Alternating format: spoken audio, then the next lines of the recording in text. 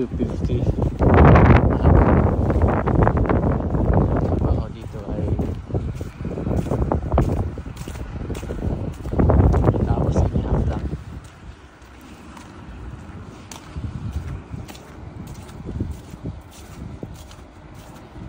30 minutes na yung break time, 15 minutes yung dalawang 15 minutes,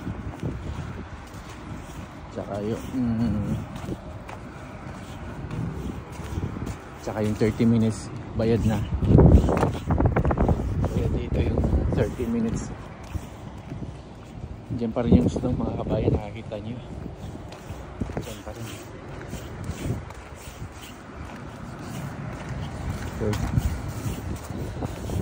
So nagtrabaho ka dito 7 hours, totally 7 hours and a half lang yun dito. Yung mga kumpanya na nag-overtime dito, pero sa kumpanya ko walang overtime masyado.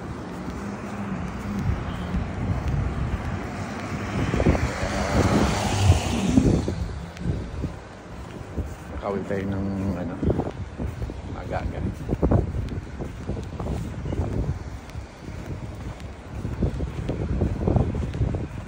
Negative 13 siya ngayon, pero malamig siya, konti lang, hindi masyadong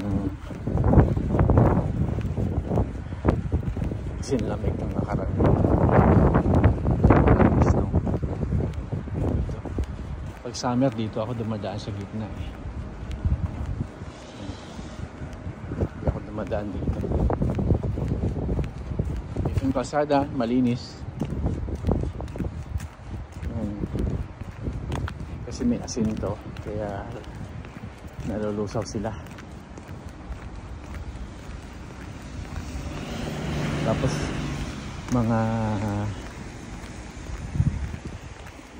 Merkulis o Webes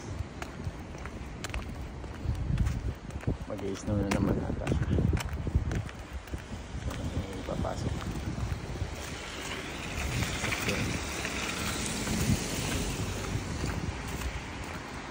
Sino nakita niyo yung sasakyan, hindi siya na pumapasok agad. Hinihintay niya muna makalampas ng tao.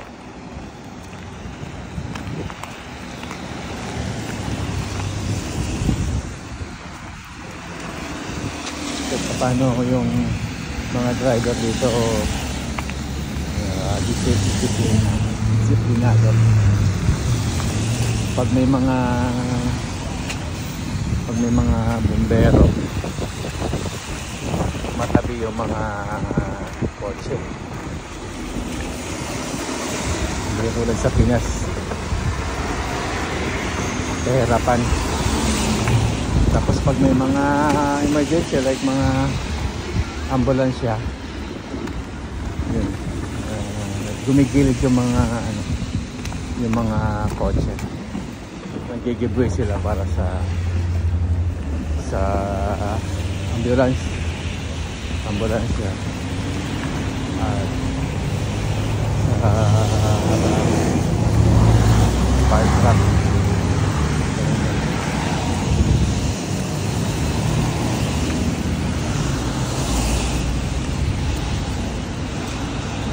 Hindi siya masyadong malamig ngayon,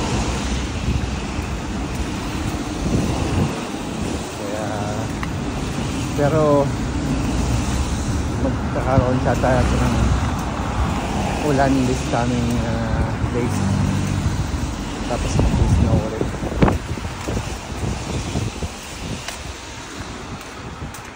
Ganun dito, sobrang lamig, pero pag nasanay ka okay lang din naman.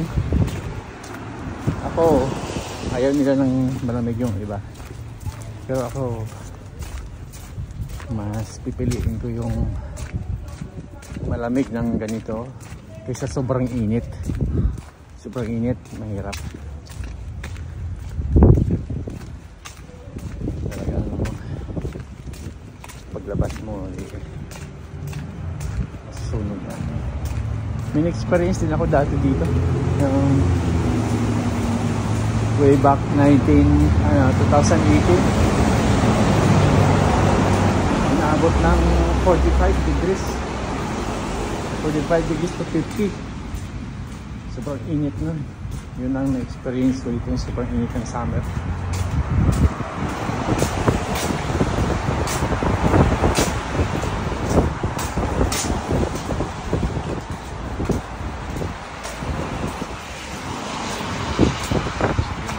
Kabayan, mamaya agad tayo. Balik namin. Sa rumah yun.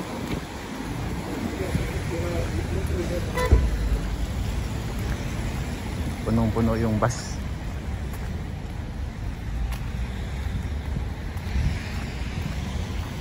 Kaya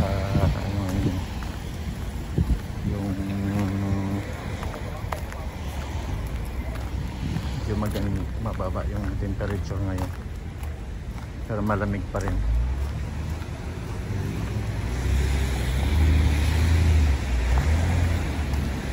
Kasi nalalosaw na siya.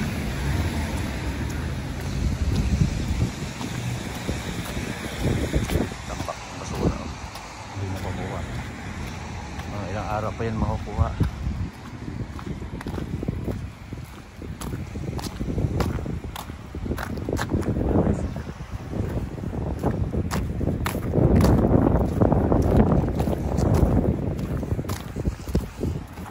Yan mga kabayan, sa Lasud of. Yan. Yan, tinatapon ng sa Pilipinas, mapapakinabangan yan. Yung ano, yung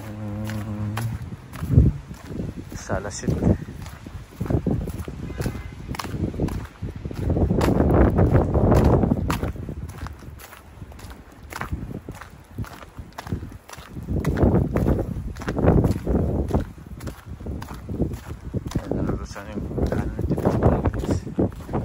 Yung malinis konti yung kasada natin.